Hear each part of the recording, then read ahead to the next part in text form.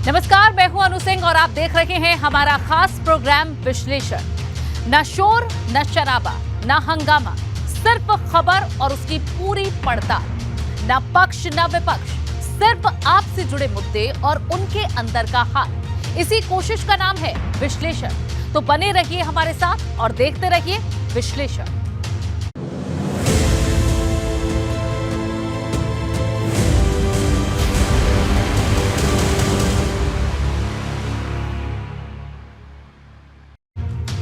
और आज विश्लेषण में सबसे पहले बात अखिलेश की बदल डालो प्रतिज्ञा की, क्योंकि अखिलेश यादव ने राष्ट्रीय कार्यकारिणी से लेकर राज्य कार्यकारिणी के सभी प्रकोष्ठों को बदल डाला है। सिर्फ प्रदेश अध्यक्ष के पद को छोड़ा है। अखिलेश की ये कोशिश साइकिल के नए मेकओवर की है ताकि 24 की लड़ाई में रफ्तार भर सके। लेकिन बड़ा सवाल लगातार मिल रही हार का भी है, जो सभी अखिलेश यादव के नाम पर लड़ी गई, लेकिन अब तक अखिलेश यादव ने इस पर एक शब्द नहीं कहा।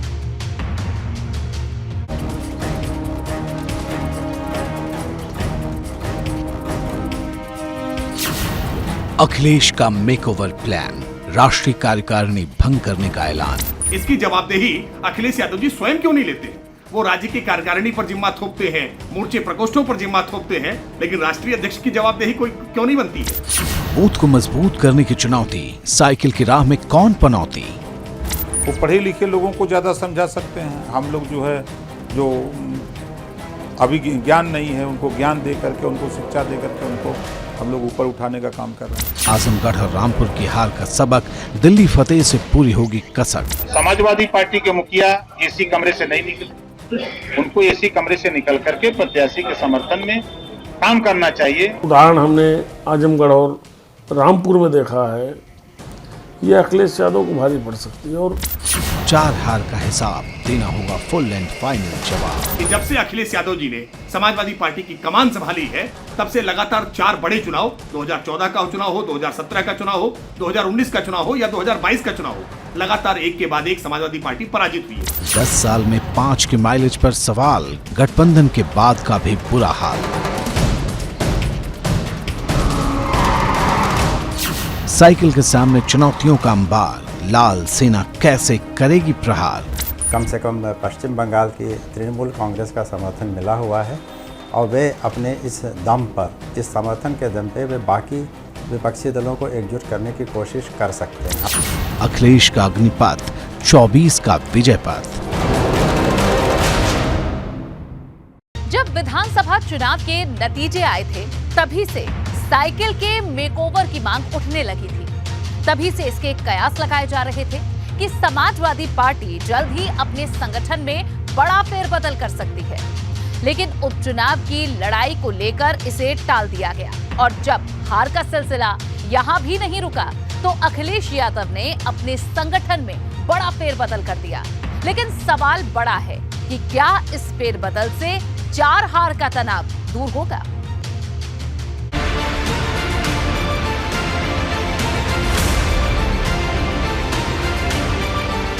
समाजवादी पार्टी में बड़ा बदलाव, क्या दूर होगा हार का तनाव?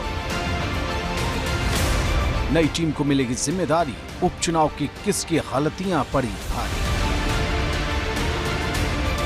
जितने सवाल अखिलेश यादव पर विधानसभा चुनाव के हार पर नहीं उठे थे, जितने रामपुर और आजमगढ़ की हार ने खड़े कर दिए। क्योंकि विरोधी तो विरोधी अब अपने भी अखिलेश यादव की रणनीति पर सवाल उठाने लगे हैं और अब तमाम बयानबाजी और तकरार के बाद समाजवादी पार्टी ने बड़ा बदलाव करते हुए अपने प्रदेश अध्यक्ष को छोड़कर अपनी राष्ट्रीय कार्यकारिणी समेत सभी संगठन और प्रकोष्ठों को भंग कर दिया। पहले विधानसभा चुनाव में मिली शिकस्त और फिर सपा व आजमगढ़ के चुनाव में मिली करारी हार के बाद सपा अध्यक्ष अखिलेश यादव ने बड़ा फैसला लेते हुए पार्टी के सभी युवा संगठन, महिला सभा, जितने भी प्रकोष्ठ हैं, उनके अध्यक्ष और राष्ट्रीय व राज्य कार्यकारिणी को भंग कर दिया है। माना जा रहा है कि अब 2024 को ध्यान में रखते हुए नए सिरे से पूरी रणनीति तैयार की जाएगी और उसी के आधार पर इन सबका नए सिरे से गठन भी किया जाएगा। दरअसल विधानसभा चुनाव के नतीजे के बाद सही कार्यकारिणी भंग करने की बात कही जा रही थी, लेकिन जैसे ही समाजवादी पार्टी रामपुर और आजमगढ़ का उपचुनाव हारी, संगठन में बदलाव की बात जोर पकड़ने लगी। ये दोनों ही सीटें सपा की गढ़ मानी जाती थी, लेकिन भाजपा ने उपचुनाव में सपा के M22 समीकरण को फेल कर दिया। जबकि 2022 के विधानसभा चुनाव में यूपी के मुस्लिमों ने एकमुश्त होकर सपा को वोट किया था। एक रिपोर्ट के मुताबिक करीब 83% मुस्लिम सपा के साथ थे। इतनी बड़ी संख्या में मुस्लिम समुदाय ने किसी एक पार्टी को 1984 चुनाव के बाद वोट किया था। ये इसी बात का नतीजा था कि 2022 के विधानसभा चुनाव में सपा 47 से बढ़कर 111 सीटों पर पहुंच गई। लेकिन 3 महीने बाद उपचुनाव की जंग में मुस्लिमों की एकजुटता भंग होती नजर आई। समाजवादी पार्टी वो रामपुर हार गई जहां 55% आबादी मुस्लिम मतदाताओं की थी। वो आजमगढ़ भी हार गई जहां यादव मुस्लिम वोट गेम चेंजर की भूमिका में थे। मतलब जिस वोट बैंक के भरोसे समाजवादी पार्टी पहली बार 32% वोट के पार पहुंची, उस पर एक नया संकट मंडराने लगा है, क्योंकि अब वो साथी भी अखिलेश को नसीहत देने लगे हैं जिनके साथ मिलकर चुनाव लड़ा था।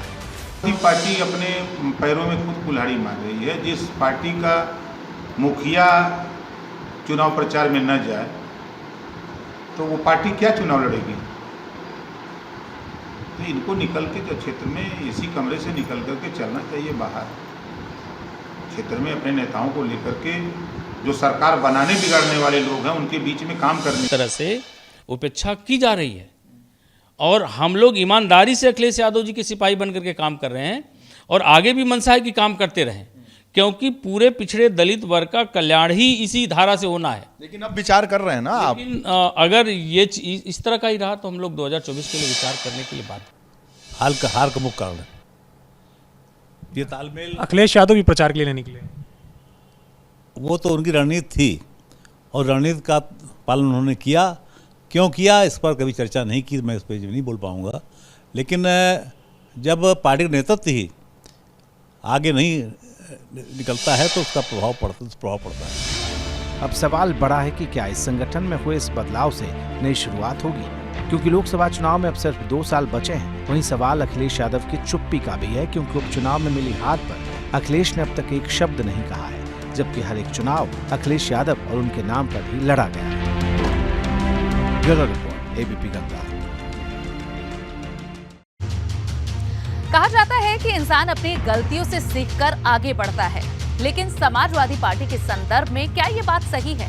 अखिलेश यादव ने लगातार कई चुनाव हारे हैं, उनकी पार्टी ने कई चुनाव हारे, लेकिन सवाल ये उठता है कि उसके समीक्षा से, उसके विश्लेषण से अखिलेश यादव ने, उनकी पार्टी ने क्या सीखा?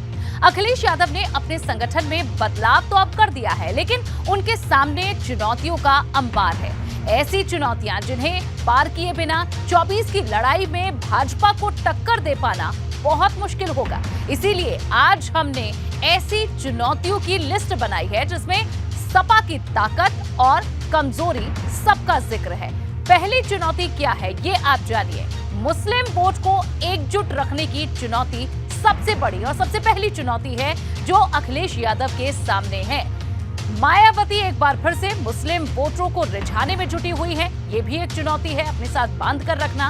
उपचुनाव की जंग ने ये साफ कर दिया है कि ये चुनौती कितनी बड़ी अखिलेश यादव के सामने है कि मुस्लिम वोटर किसी एक पार्टी की जागीर नहीं है। मुस्लिम वोट को एकजुट रखना अब अखिलेश यादव कैसे मुमकिन कर पाएंगे, ये बड़ी चुनौती है। दूसरी चुनौती क्या है ये जान लीजिए। बूथ पर खुद को मजबूत करना, जिसमें बीजेपी को माहिर माना जाता है, ये एक चुनौती अखिलेश यादव के सामने है कि कैसे बूथ को मजबूत किया जाए। अखिलेश यादव को भाजपा से ये सीखने की जरूरत है। लगातार भाजपा इसी के दम पर चुनाव जीतती आई है। विधानसभा चुनाव हो या फिर उपचुनाव, भाजपा ने जमीन पर खुद को मजबूत किया है, जिसका नतीजा ये हुआ कि भाजपा ने रामपुर और आजमगढ़ जैसे किले को जीत लिया, जो कभी समाजवादी पार्टी का गढ़ कहा जाता था। अब तीसरी चुनौती क्या है ये जान लीजिए। सपा में अखिलेश के यहाँ सिवाय कोई और चेहरा नहीं है। एकमात्र अखिलेश यादव को आगे रखकर चुनाव लड़ा जाता है। जब पार्टी की कमान मुलायम सिंह के हाथ में थी तब पार्टी में कई चेहरे हुआ करते थे, जैसे मुस्लिमों के लिए आजम खान थे, ब्राह्मणों के लिए जनेश्वर मिश्र, ठाकुरों के लिए अमर सिंह, कुर्मियों के लिए बेनी प्रसाद वर्मा, ये तमाम चेहरे थे। बूथ स्तर पर अब पार्टी को मजबूत करने के लिए जिम्मेदारी पहले शिवपाल यादव के कंधों पर हुआ करती थी। तो देखिए अब ये सब नदारद है, इसलिए चुनौती है। तीसरी चुनौती क्या है? जहां मुलायम सिंह यादव ने हर वर्ग तक अपनी पैठ बना रखी थी, ये अखिलेश यादव के संदर्भ में क्या कहा जा सकता है? ये चुनौती अखिलेश यादव के सामने है कि मुलायम सिंह यादव की तरह ही अपनी राजनीति को आगे बढ़ाना, जिसमें हर वर्ग तक अपनी पैठ बनाई जा सके। यही वजह है कि मुलायम सिंह यादव का ये जो राजनीतिक सफर है इतना सफल और इतना लंबा रहा है।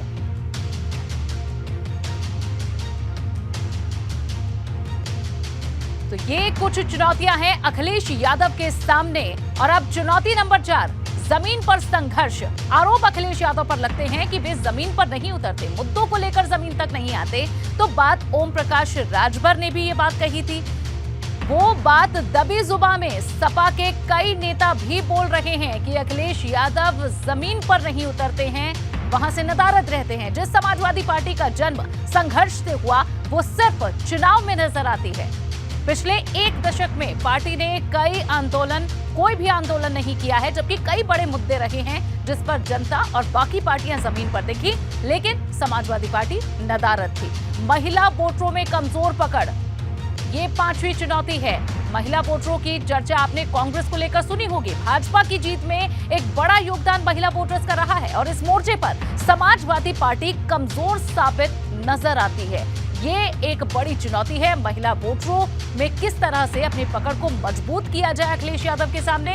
और ये जो कुछ बदलाव किए गए हैं उनके अनुसार अगर इन चुनौतियों को भी अखिलेश यादव समझकर इन पर काम करते हैं तो क्या समाजवादी पार्टी का भविष्य उज्जवल होगा, ये बड़ा सवाल है। और क्या अगर वे ठीक से काम करते हैं तो क्या भाजपा को चुनौती दे पाएंगे, ये सिर्फ और सिर्फ भविष्य में ही जानने को मिलेगा। लेकिन ये जो चुनौतियों का अंबार है, ये अखिलेश यादव किस तरीके से इस समय इस पहाड़ को पार पाते हैं, इस पर सभी की निगाहें बनी हुई हैं। लगातार समीक्षाएं होती हैं, हर चुनाव में हार के बाद बैठते हैं समाजवादी पार्टी के नेता, अखिलेश यादव के साथ चर्चा होती है, लेकिन सवाल उठे रहते हैं। चुनौती नंबर 6 जान लीजिए, पार्ट टाइम या फिर फुल टाइम पॉलिटिक्स। अब इसमें से चुनाव अखिलेश यादव को करना होगा कि क्या वे अपनी पॉलिटिक्स को फुल टाइम बनाएंगे।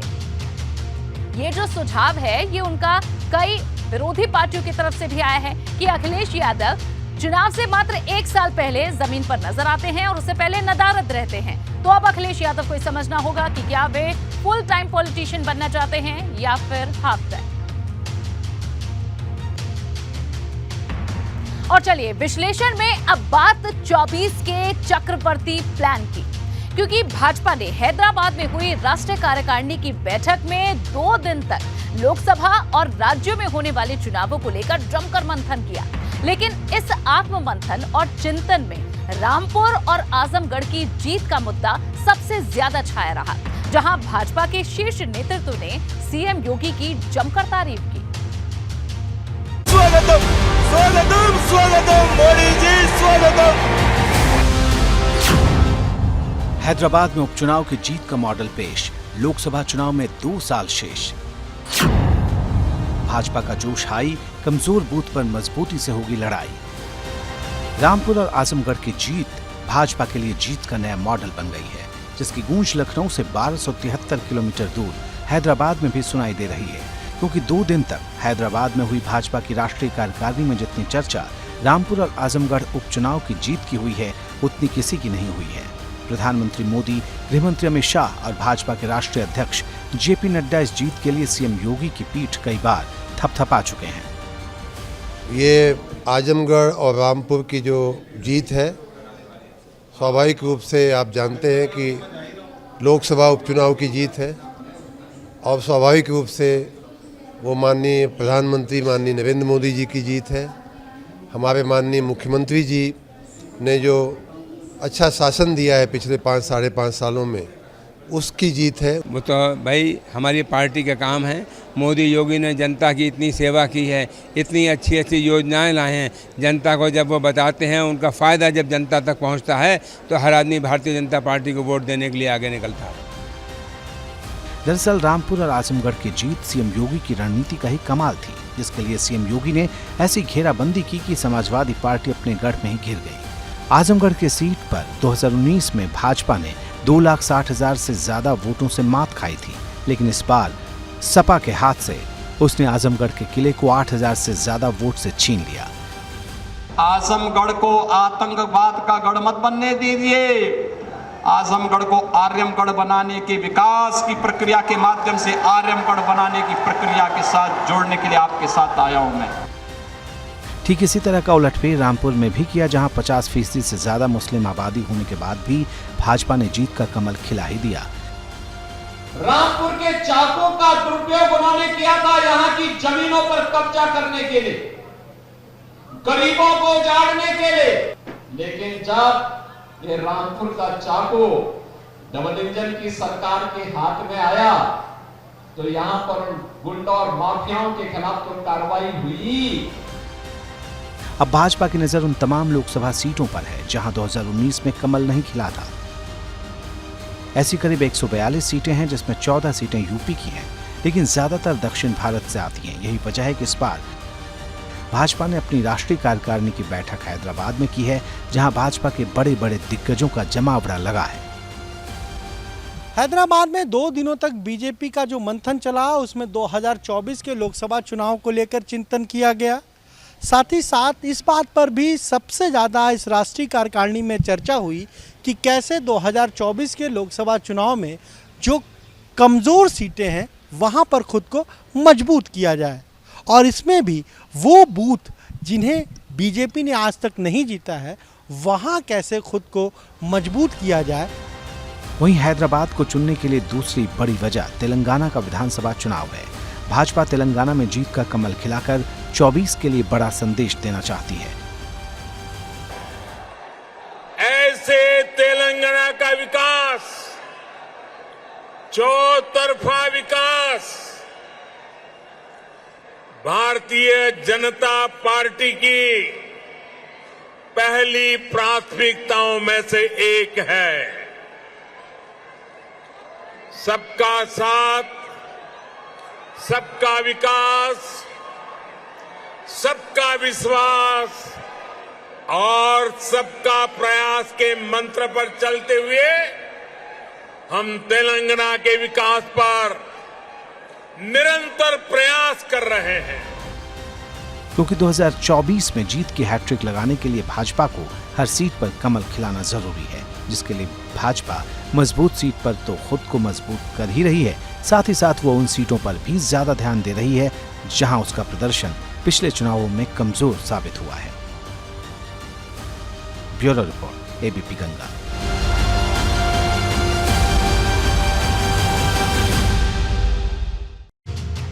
और अब बात अग्निपथ के खिलाफ पंचायत की, क्योंकि जब से अग्निपथ योजना शुरू हुई है तब से इसे लेकर विरोध हो रहा है। पहले युवा संगठनों ने किया और अब राजनीतिक दलों ने मोर्चा खोल रखा है, क्योंकि इस योजना के विरोध में रालोद पंचायत कर रखी है। आज मुजफ्फरनगर में युवा पंचायत हुई, जिसमें बड़ी संख्या में लोग शामिल हुए, जहां जयंत चौधरी ने जमकर सरकार पर निशाना साधा और कहा कि इस योजना से अग्निवीर नहीं अभिमन्यु बनेंगे।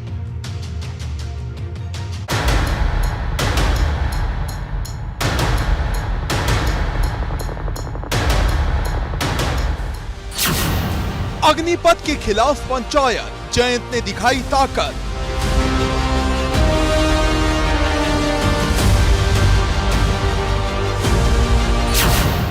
युवा पंचायत का चक्रव्यूह, अग्निवीर नहीं अभिमन्यु। 14 जून को केंद्र सरकार जिस अग्निपथ योजना को लेकर आई थी, उस पर शुरू हुआ विरोध खत्म होने का नाम नहीं ले रहा है। पहले युवा संगठनों ने विरोध किया, अब राष्ट्रीय लोकदल ने मोर्चा खोल रखा है, क्योंकि शामली और मथुरा में युवा पंचायत करने के बाद बारी मुजफ्फरनगर की पंचायत की थी, जहां जयंत चौधरी ने एक बार फिर से सरकार पर जमकर हमला बोला। योगी जी ने अभी ये घोषणा कर दी कि यूपी के हर परिवार को हम एक नौकरी या स्वरोजगार देंगे। 5 करोड़, मतलब 5 करोड़ नौकरी दे पाएगी यूपी की सरकार? कोई योजना नहीं है, बस घोषणा है। तो ये एक ऐसे मुद्दा तो ये बनेगा ही, 24 में भी बनेगा, और आगे के लिए भी एक बड़ा चैलेंज है कि जो हमारा ग्रोथ मॉडल है वो जॉबलेस ग्रोथ की तरफ हम जा रहे हैं। दरअसल अग्निपथ योजना के विरोध में रालोद पश्चिमी यूपी में जगह जगह युवा पंचायत कर रही है, और अब तक 3 पंचायत हो चुकी है, जबकि 8 पंचायत बाकी है। जो 16 जुलाई तक अलग अलग शहरों में होंगी। पॉलिटिकल मेन स्ट्रीम में जो लोग हैं कि जिम्मेदारी बनती है कि जो इश्यूज़ हैं, जो मुद्दे, उनको लेके हम चलें। और आज देश में सबसे बड़ा मुद्दा ये है, बेरोज़गारी को लेकर और अपने भविष्य को लेकर सब चिंतित हैं, नौजवान खास तौर से। और वो अपने तरीके से विरोध कर भी रहा था और उसे ये लगने लगा था कि हमारी सुनवाई नहीं हो रही, तो इसलिए उनके लिए हमने मंच बनाया है। राष्ट्रीय लोकदल के लिए एक और संजीवनी के तौर पर देखा जा रहा है। राष्ट्रीय लोकदल के मुखिया और राज्यसभा सांसद जयंत चौधरी जिस तरीके से यहाँ पर भी जमकर गरजे और सीधे कहा कि अग्निपथ योजना अग्निवीर नहीं बल्कि अभिमन्यु पैदा करेगी, ऐसे में साफ हो जाता है कि भले ही राष्ट्रीय लोकदल ने 11 पंचायतें करने का ऐलान किया हो, लेकिन लड़ाई बहुत दूर तक चलने वाली है। लेकिन बड़ा सवाल ये है कि अग्निपथ योजना को लेकर विरोध कब खत्म होगा, क्योंकि सरकार साफ साफ कह चुकी है ये योजना वापस नहीं होगी, जबकि विपक्ष इसे वापस लेने की जिद पर अड़ा है और बीच का रास्ता नजर नहीं आ रहा है। Bureau report, ABP Ganga. और अब बात सिंगल यूज प्लास्टिक से तौबा तौबा की, क्योंकि सिंगल यूज प्लास्टिक पर सरकार ने बैन लगा दिया है। सरकार प्रदूषण को खत्म करने के लिए सिंगल यूज प्लास्टिक के इस्तेमाल को खत्म करना चाहती है, ताकि जो जगह जगह प्रदूषण का अंबार लगा रहता है और जो दूषित हवा में सांस लेते हैं वो ना लें। आज सीएम योगी ने इसे लेकर एक आह्वान किया है। सिंगल यूज प्लास्टिक के खिलाफ युद्ध, प्रदूषण के विरुद्ध। सीएम योगी का आह्वान, प्रदेश को दिलाएं नई पहचान। इस धरती पर सब कुछ नष्ट हो सकता है सिवाय एक चीज के, और वो है प्लास्टिक, जो कभी खत्म नहीं होती। और ये कभी ना खत्म होने वाली प्लास्टिक आपकी और हमारी जान की सबसे बड़ी दुश्मन है, क्योंकि जगह जगह प्रदूषण का जो अंबार देखते हैं उसका सबसे बड़ा कारण यही प्लास्टिक है। लेकिन अब सिंगल यूज प्लास्टिक के खिलाफ सरकार ने जंग छेड़ दी है, खासकर उस प्लास्टिक के लिए जो सिर्फ एक बार इस्तेमाल में आती है। मुख्य रूप से सिंगल यूज प्लास्टिक के उपयोग से उत्पन्न कचरा और उसका दुष्प्रभाव संपूर्ण विश्व के लिए चिंता का विषय है। यह कचरा नदियों, महासागरों के साथ साथ समूची प्रकृति के लिए घातक है। भारत सरकार द्वारा 1 जुलाई से प्रतिबंध लगाया गया है।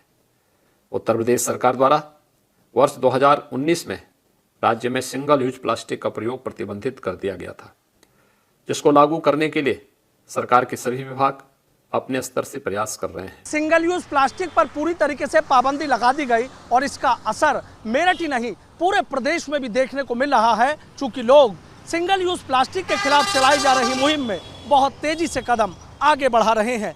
ऐसे में मुख्यमंत्री योगी आदित्यनाथ का ये आह्वान करना कि पर्यावरण की सुरक्षा और रक्षा के लिए लोग आगे आएं, कहीं ना कहीं इस मुहिम को और ज्यादा बल देने का भी काम करेगा। ये बात किसी से छिपी नहीं है कि सिंगल यूज प्लास्टिक शहर शहर के लिए जी का जंजाल बनी हुई है। ये सिंगल यूज प्लास्टिक कितनी खतरनाक है, इसका अंदाजा इस बात से ही लगा सकते हैं कि इसने दुनिया की सबसे खूबसूरत इमारत पर दाग लगा दिया, जिसकी एक तस्वीर कुछ दिन पहले उस वक्त खूब वायरल हुई थी।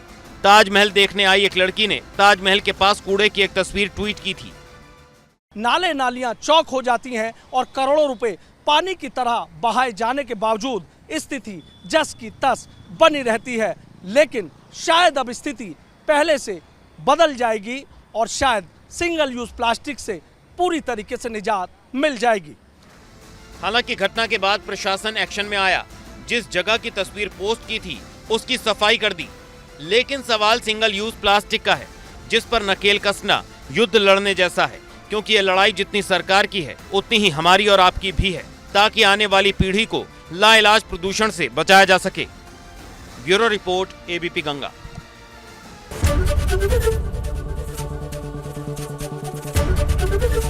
एबीपी गंगा, खबर आपकी, जुबान आपकी।